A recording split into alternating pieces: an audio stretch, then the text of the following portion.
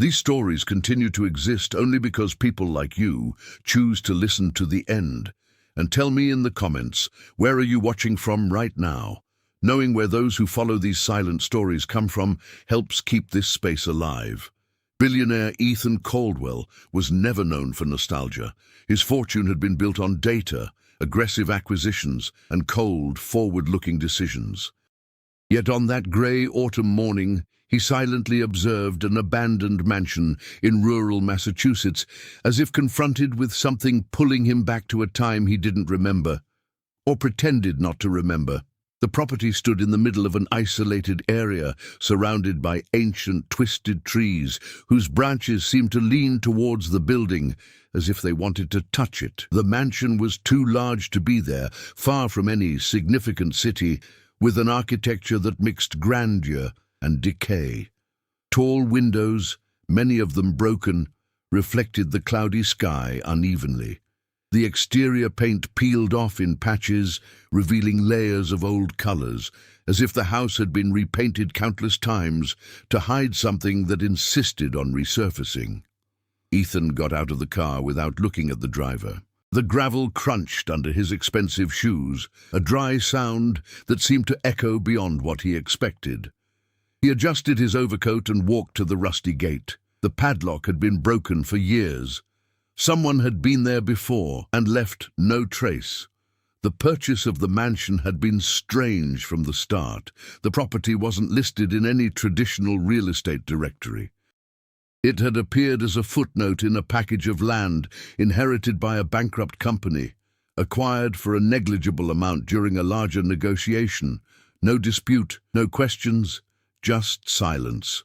For Ethan, that was enough to pique his interest. As he walked through the overgrown garden, his steps revealed details that hadn't appeared in the old photographs he'd received. Broken stone statues, almost buried by the vegetation, appeared here and there, some with their faces deliberately damaged.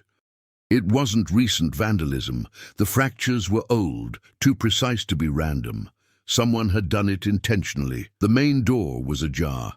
Inside, the air was thick and cold, heavy with the scent of damp wood and a somewhat metallic, hard-to-identify aroma. The entrance hall still retained some of its grandeur, a double staircase, hand-carved handrails, and a huge chandelier hanging crookedly, swaying slightly even without wind. Each of Ethan's steps made the sound spread through the house, as if the space were aware of his presence. There were no obvious signs of recent occupation. No makeshift mattresses, no candles, no trash. Still, the place didn't seem completely abandoned. Interior doors were closed, some locked. Heavy curtains blocked the light in specific hallways, creating shadowy areas darker than the rest of the house. Ethan walked to one of the hall walls, where a large old portrait still hung. The painting depicted a family. A man with a stern expression, a woman with a vacant stare, and two children who looked too still for their age. There was no nameplate, only the date discreetly painted in the lower corner, 1929. The antagonism in that story didn't present itself as a person waiting for a confrontation. It manifested itself in the very structure of the mansion, in the choices made decades before, in the deliberate absence of official records, in the areas of the house that seemed to have been sealed off not to preserve, but to hide. Ethan pulled a small notebook from his pocket and quickly jotted something down without writing complete words. He wasn't there out of architectural curiosity. There was a financial reason, yes, but also something more concrete. An old file that mentioned unsolved deaths, all linked to that property, officially attributed to domestic accidents or sudden illnesses. No thorough investigation, no survivors willing to talk. As he approached the door leading to the basement, he noticed deep marks in the wood. Vertical, irregular scratches, as if someone had tried to force their way out. The doorknob was icy cold to the touch, colder than the rest of the house. Ethan didn't open the door at that moment. He stepped back, observing the corridor around him, feeling for the first time a tension that didn't stem from financial risks or corporate disputes. That mansion hadn't been forgotten by chance. It had been abandoned because someone decided that certain things should remain buried. And by buying that property, Ethan Caldwell had just defied a decision made almost a century ago. The mansion revealed its true nature as Ethan made his way through the corridors. Each room seemed to exist in a slightly different time. Some rooms retained furniture covered in yellowed sheets, while others were completely empty, as if they had been hastily cleaned decades before. The floor creaked under his weight, not randomly, but always in the same spots, suggesting that this sound had been repeated countless times over the years. In the main office, located to the left of the hall, the billionaire found the first concrete evidence that the house hadn't simply been abandoned. Drawers were too organized for a forgotten place. Old folders, neatly lined up, occupied a built-in shelf in the wall. Ethan pulled one out and realized that the documents weren't ordinary contracts. They were medical records, incomplete reports, signed by professionals who didn't appear in any modern database. The dates were concentrated between 1928 and 1936. The name that was repeated on the documents was always the same: Arthur Hale, the former owner of the mansion, officially a mid-sized industrialist who had disappeared from public records after the Great Depression. In practice, the documents suggested something different: experimental treatments, superficial psychological evaluations, reports interrupted mid-sentence. In several of them, the cause of death was noted with the same vague expression: unexpected complications. Ethan didn't know Arthur Hale before that purchase. Still, there was something disturbing about the way the records treated people as disposable numbers. That wasn't uncommon in his own business career, but there, the detachment seemed too cruel for the time. As he left the office, he heard a dry noise upstairs. It wasn't the sound of wood giving way, or an animal. It was brief, restrained, like an object being dragged a few inches. Ethan didn't call out to anyone. He just cautiously climbed the stairs, lightly touching the handrail to keep his balance. On the second floor, the rooms were lined up along a narrow corridor. Numbered doors replaced the names, something unusual for a private residence. Inside one of the rooms, there was only a rusty metal bed and deep marks on the walls, as if someone had repeatedly banged their head there. In another, the floor was covered with irregularly scratched symbols, some overlapping, as if whoever drew them had lost coordination or awareness in the process.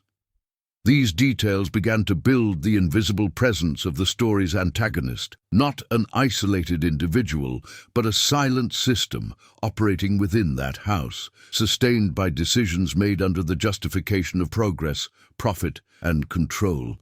Ethan realized he wasn't just investigating a property.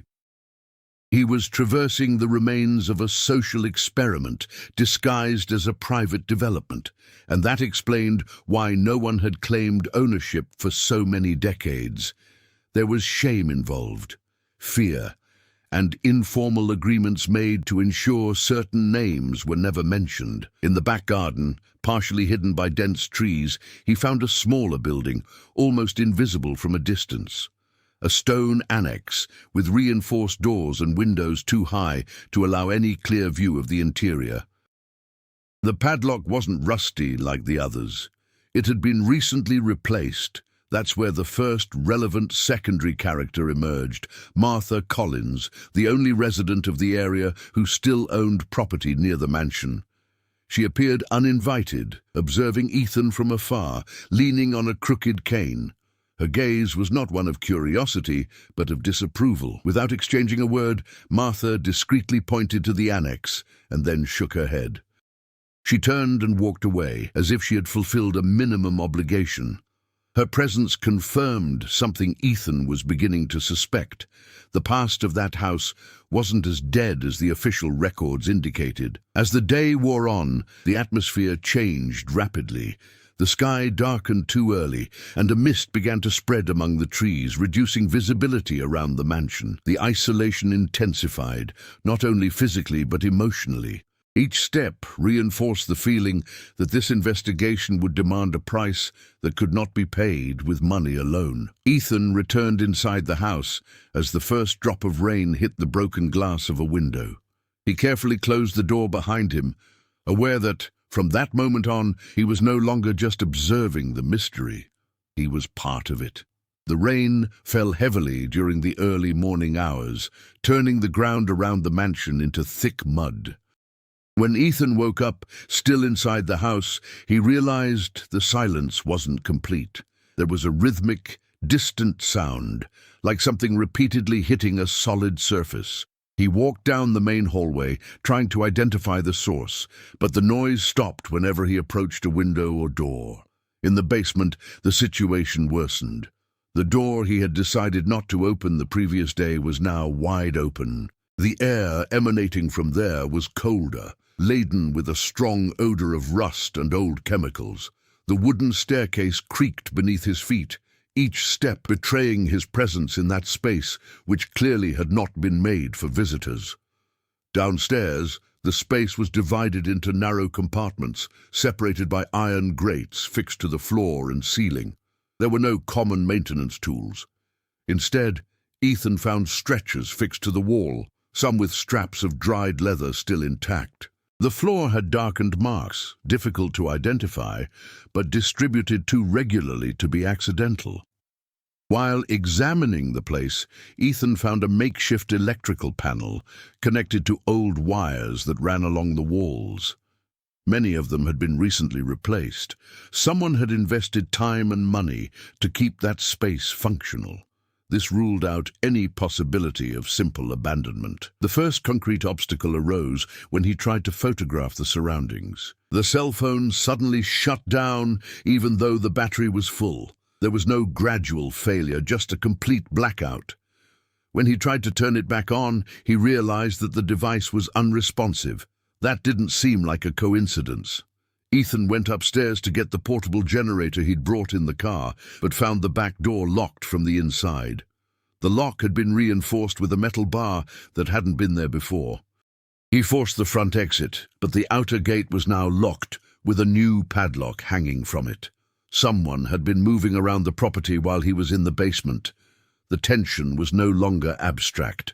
The conflict was no longer just between Ethan and the mansion's past, but between him and an active presence reacting to the investigation. Without external communication and trapped inside the property, he needed to act quickly to regain some control of the situation.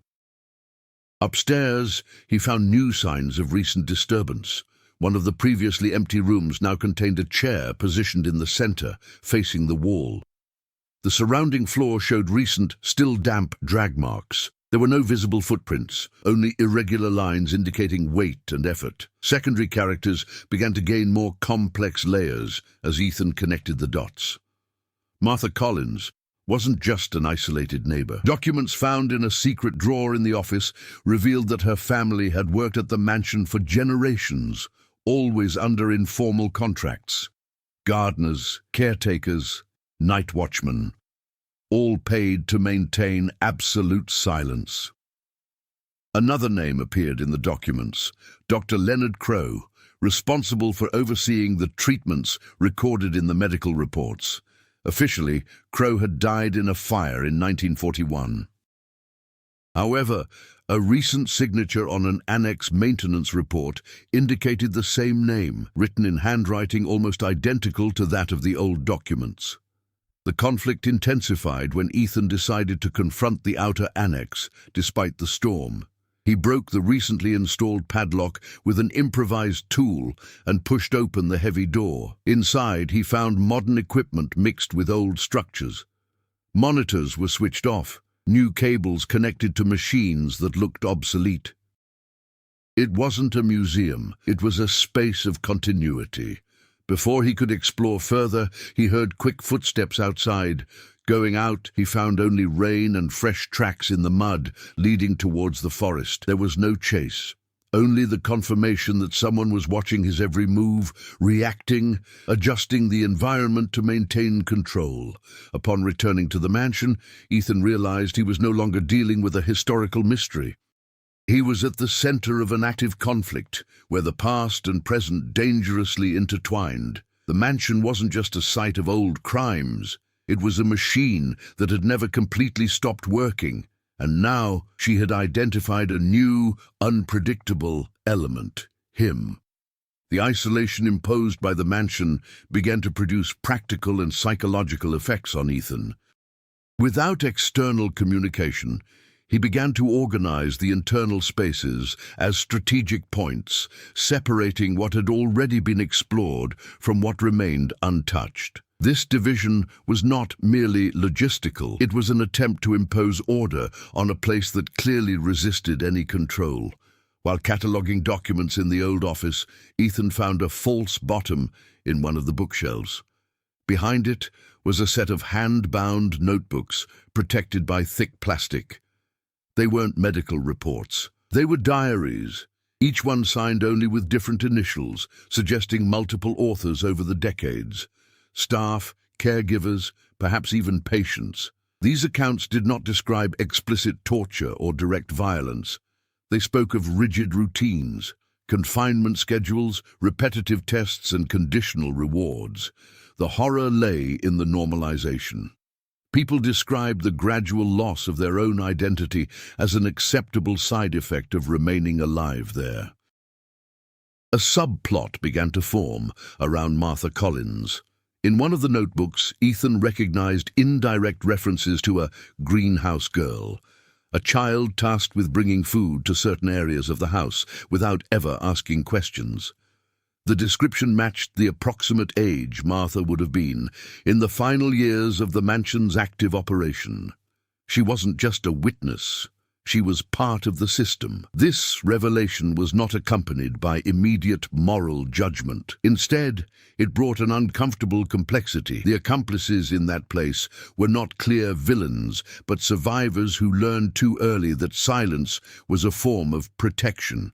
This ambiguity made the antagonism more diffuse and, at the same time, more threatening. Another subplot emerged when Ethan began analyzing the mansion's old blueprints. Many did not correspond to the actual structure. Corridors that did not appear on the maps were found in the house. Documented doors had been sealed. This indicated constant renovations designed to confuse, disorient, and prevent any complete understanding of the space. The house had been designed so that no one would have complete control over it. The time pressure intensified when Ethan realized the portable generator was running out of fuel faster than expected. Someone had used it while he slept. The lights flickered briefly that night, not from a power outage, but from deliberate intervention. Tests, silent warnings. During a new foray into the basement, Ethan found a cell unlike the others. There were no bars, only padded walls and an independent, still functional ventilation system.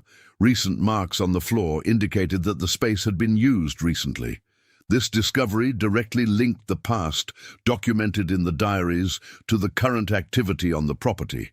The system had never been deactivated, only adapted. The subplots began to converge. Martha, the diaries, the modern annex, and the records signed by Dr. Crow formed a clear pattern. The mansion functioned as a place of continuous experimentation, sustained by an informal pact of silence, fear, and convenience. Each generation assumed a specific role, keeping the mechanism active without ever questioning its ultimate purpose. Ethan understood that his presence had accelerated something that was precariously balanced. He wasn't the first to uncover parts of the truth, but he was the first with enough resources to dismantle everything, or to be neutralized before he could. As he went up to the second floor that night, he found one of the numbered doors open for the first time. Inside, on the metal bed, was one of the notebooks he had kept in the office. Someone would return it there as a stark reminder. He was not in control of the narrative. The mansion not only held secrets, It redistributed them as needed. Dawn was slowly breaking when Ethan noticed that the mansion's behavior had changed. It wasn't something physical or immediately visible, but a subtle alteration in the dynamics of the space. Doors that had previously remained closed were now ajar. The constant sound of creaking wood had ceased, replaced by an absolute silence, too heavy to be natural. He descended to the ground floor, guided only by a dim flashlight. In the main hall, the large family portrait from 1929 was no longer on the wall. In its place, there were clear marks of recent removal. The dust on the floor had not yet settled completely. Ethan followed the marks to a side door that had previously remained locked.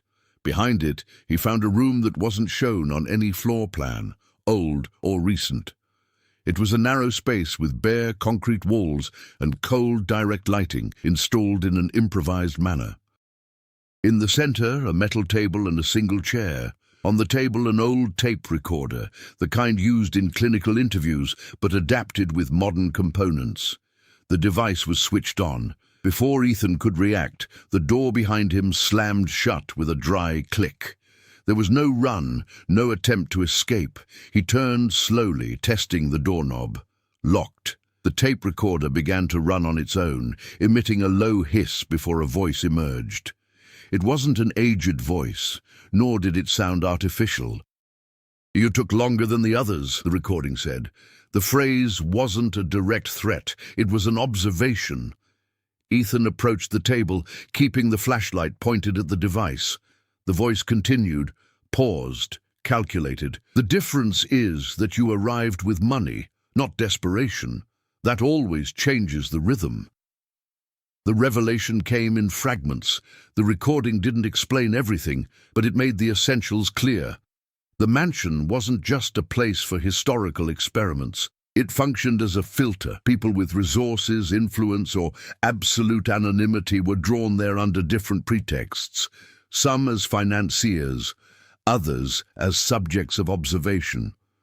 The recording mentioned Arthur Hale not as the founder, but as the first successful volunteer, the first to understand that the real experiment was not physical but behavioral. The house tested the limits of control, isolation, and decision-making under extreme pressure, and rewarded those who adapted without questioning. When the recording mentioned the name Dr. Leonard Crowe, Ethan realized the ultimate breaking point. Crowe wasn't overseeing the system. He was the system. The name had been kept as a symbolic signature passed down from generation to generation. There wasn't a man behind the current operation. There was a function. The door opened by itself. In the hallway, Ethan found Martha Collins waiting for him. She didn't seem surprised, just tired. Without saying a word, she handed him a thick envelope. Inside were recent photos, captured by hidden cameras in the mansion. Some showed Ethan sleeping, others reviewing documents. A final sequence showed something he hadn't expected. Meetings held there weeks before his arrival, with people he recognized. Executives, investors, discreet public figures. The final revelation was silent but devastating. The mansion didn't choose random victims, it chose successors, and in acquiring that property, Ethan hadn't bought a mystery, he had taken a stand. The hallway light flickered one last time before settling. Martha took 2 steps back, making way. There was no escort, there were no weapons. The decision was now solely his. Ethan didn't leave the room immediately. The envelope remained in his hands as he watched Martha walk away down the hallway, leaning on her cane, as if each step carried decades of weight. The door behind her remained open.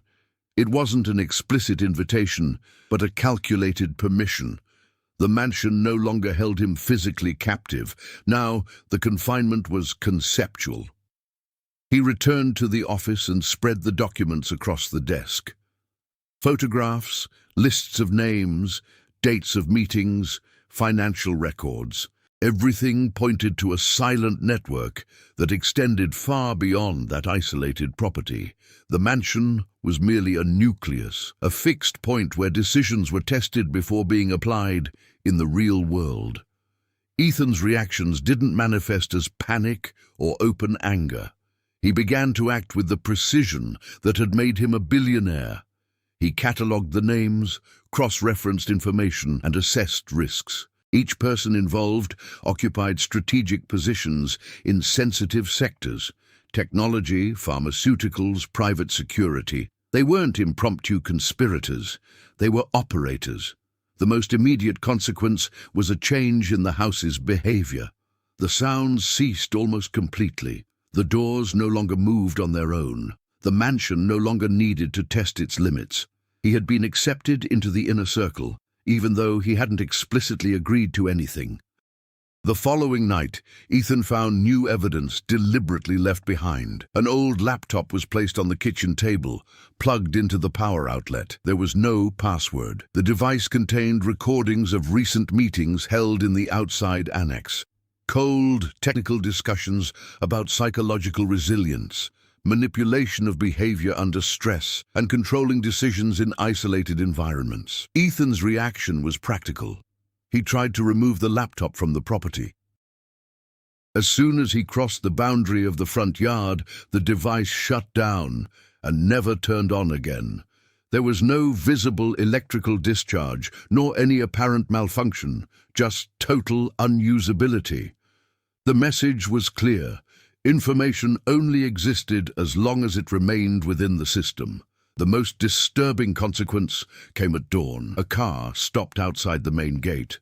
There were no official license plates. The driver didn't get out. He simply left a metal box on the ground and drove away. Inside the box, Ethan found an unsigned contract. The document didn't require a formal commitment. It didn't mention any monetary value. It only described vague responsibilities and unrestricted access to the mansion's resources. It wasn't a direct offer of cooperation. It was the formalization of an inevitable consequence. He was now part of the machine, whether he liked it or not. Internally, Ethan began to feel the real impact of the tipping point. Every decision seemed to carry multiple unseen ramifications. Ignoring the contract didn't mean freedom. It meant becoming an unpredictable variable, something the system clearly didn't tolerate. The mansion reacted less, the people more. Martha reappeared at dusk, leaving food in the kitchen without exchanging a word. It was an automatic gesture, inherited from decades of obedience. Her presence reinforced the idea that choices made there affected not only those who made them, but everyone around them. As night fell, Ethan realized the conflict had transformed. It was no longer about discovering the truth or escaping the property. It was about understanding the extent of the system and what the real cost of breaking free from it would be. The mansion remained motionless, silent, almost indifferent, but the world outside its walls had already begun to react. Ethan spent the following days exploring the mansion in a different way, no longer as an investigator or a prisoner, but as someone who needed to understand the inner workings of the place so as not to be swallowed by it. He wasn't looking for complete answers. He knew they didn't exist. Instead, he observed patterns, times when the power fluctuated, areas where the sensors failed, spaces deliberately ignored by the system. This change in attitude marked the beginning of his transformation. Before, Ethan had always tackled problems with brute financial force. Now he needed patience, something he had never cultivated. The mansion demanded adaptation, not direct confrontation. He decided to test limits in a controlled way. He rearranged objects, altered small routes, and disrupted invisible routines. Each action generated a minimal but perceptible reaction. Lights flickered in response to certain movements. Doors took longer to close. The system didn't punish immediately. It observed. During this process, Ethan found a hidden technical compartment behind the old library.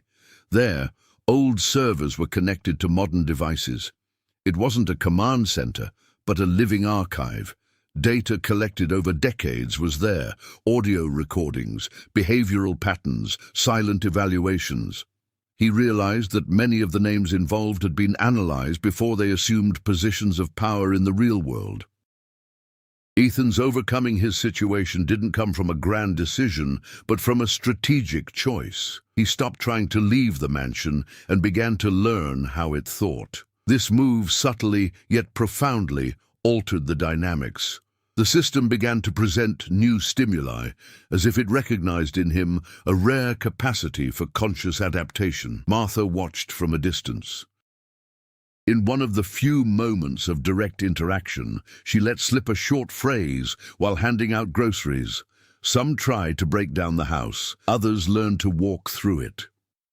Ethan didn't answer, but that sentence marked an internal turning point.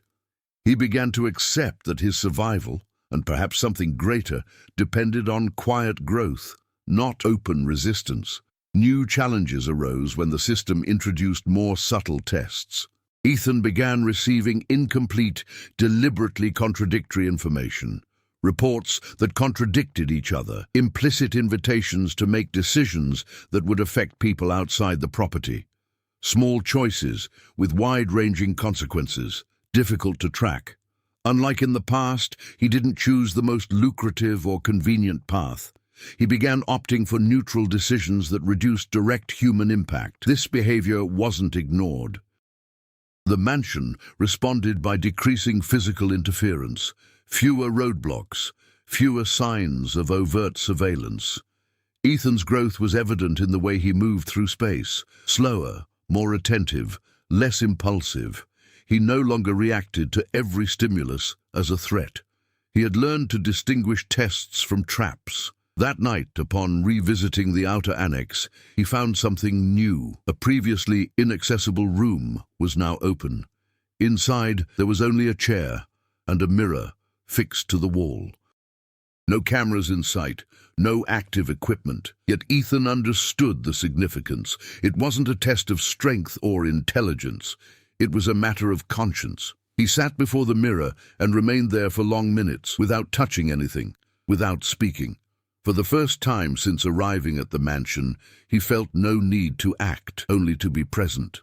When he stood up, the door opened automatically. The mansion had recognized her change. The change in the mansion's behavior didn't bring relief, it brought urgency. Ethan realized this in the way the stimuli began to concentrate in fewer spaces, but with greater intensity. The system was no longer testing his daily adaptation. It was guiding him to a specific point. The subplots began to wrap up quietly. The old diaries disappeared from the shelf where he had kept them, replaced by digital copies organized by date and author. It was a clear closure. The past had already served its explanatory purpose. Now, the focus was on the present. Martha Collins stopped appearing daily. When she returned, she brought only one object, an old, heavy, unmarked key. She placed it on the table and, for the first time, held Ethan's gaze for a few seconds longer than usual. "This doesn't open any doors," she said in a low voice. "Date cycles." No further explanation was needed. It wasn't necessary. Ethan recognized that the key didn't physically belong to the mansion, but to the role Martha had played her entire life. By handing it over, she ended her function. Her subplot concluded there, not with explicit redemption, but with silent liberation. That same night, the system focused its energy on the outer annex. Lights remained on without interruption. The sound of the servers was constant, almost aggressive. Ethan understood that the climax would not occur in physical confrontation, but in a centralized, irreversible decision.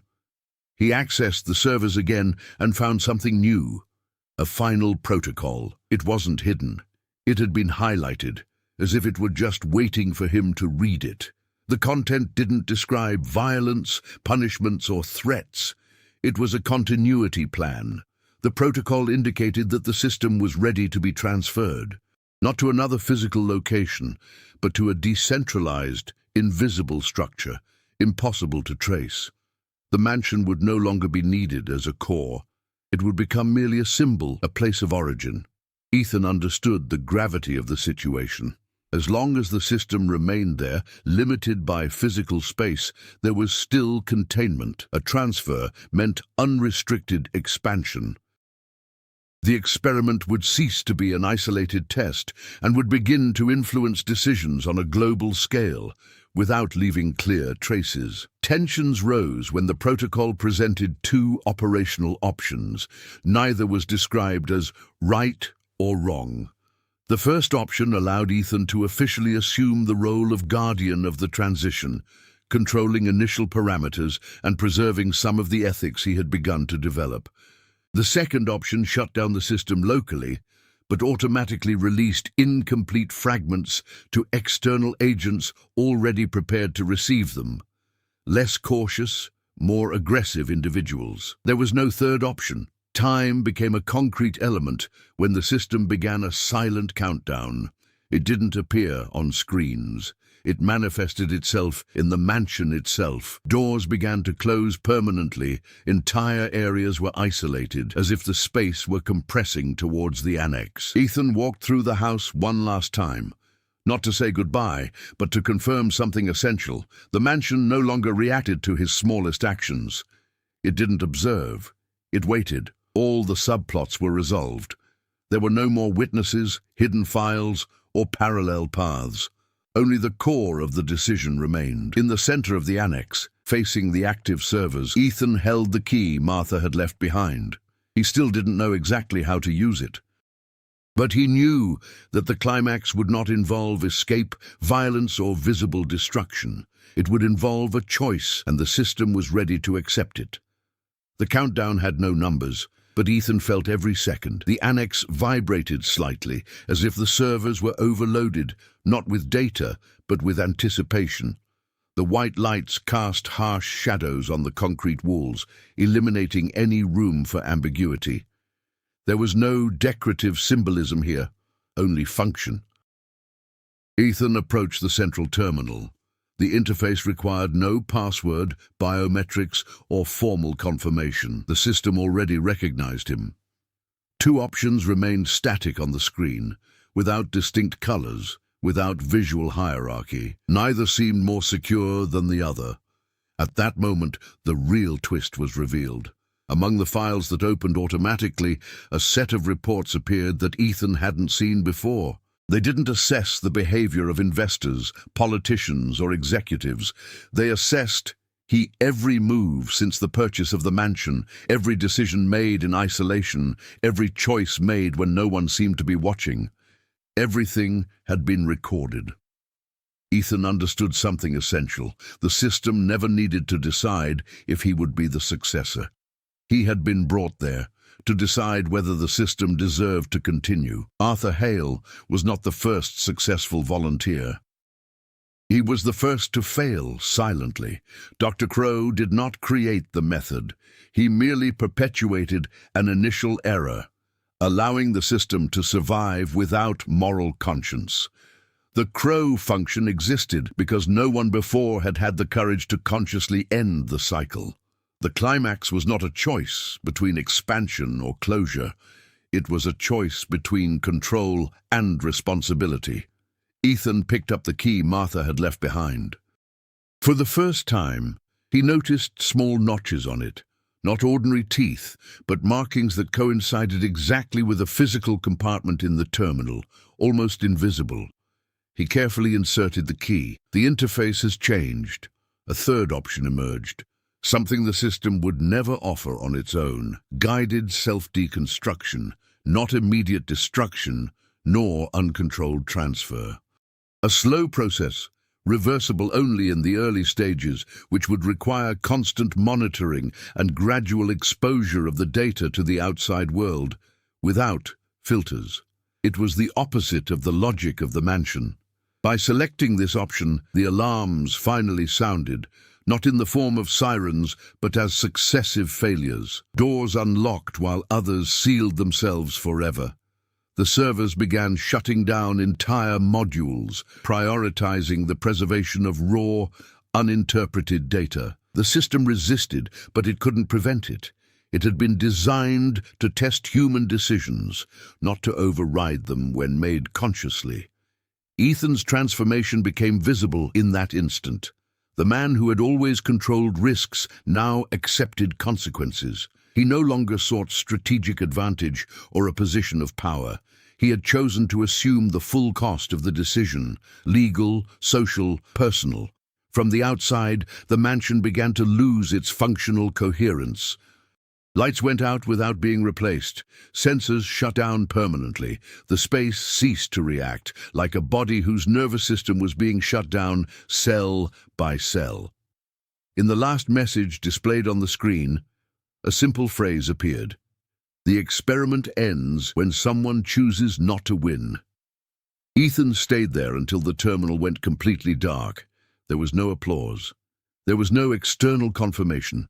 The only certainty was that nothing, absolutely nothing, would ever work the way it did before. Dawn found the mansion in an unrecognizable state. There was no smoke, ruins, or visible signs of destruction, but something essential had been lost. The house remained standing, yet devoid of purpose. The lights didn't respond. The doors no longer reacted to human presence. The silence was no longer vigilant. It was definitive.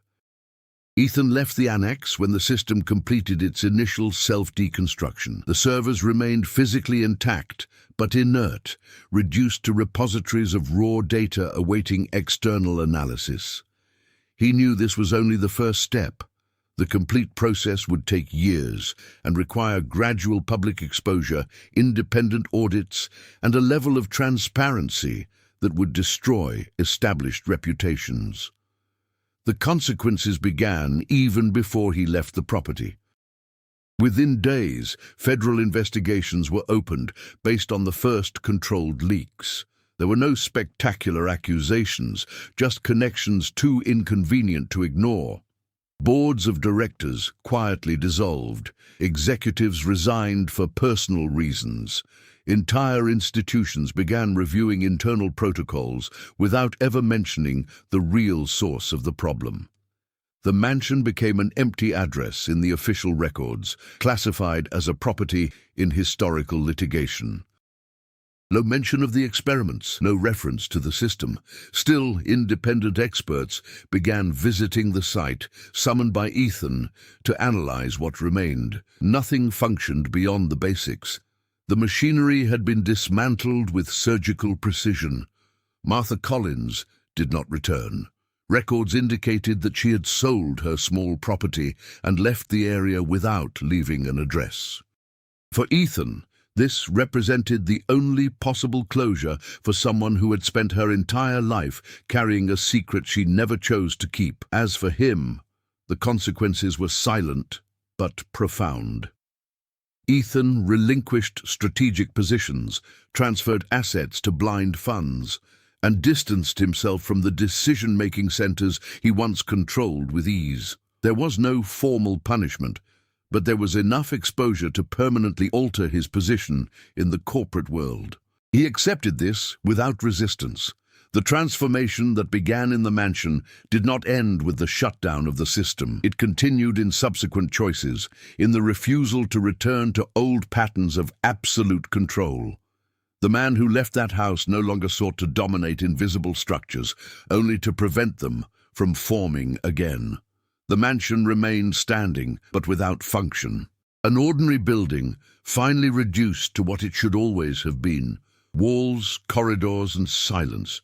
Nothing more. Months later, an independent researcher walked through the corridors of the old mansion with a notepad in hand. Nothing there seemed dangerous, no strange noises, no electrical interference, just an old, empty house, forgotten by time. Upon arriving at the old annex, he found a phrase discreetly engraved on the side of a deactivated terminal, almost invisible under the dust. Not every system needs to be destroyed. Some need to be understood too late. The researcher wrote down the phrase, hesitated for a moment, and moved on without knowing exactly why. From the outside, the mansion remained motionless, silent, indifferent, as if he were, finally, just observing. If this story stirred something in you, don't let that feeling fade into silence. Mysteries like the one in the mansion don't exist only in fiction. They reflect human choices, invisible systems, and decisions made far from the public eye. Every detail of this narrative was constructed to provoke an unsettling question: how far can power go when no one is watching? Share in the comments what struck you most about this story. Do you believe Ethan made the right decision? In his place, would you have chosen to shut down the system or take control to reshape it? If you enjoy deep, dark, and realistic stories that explore the hidden side of human structures, follow the channel, like, and share this narrative with anyone who also appreciates mysteries that linger even after the end. Some stories come to an end. Others remain in the minds of those who dared to listen to them.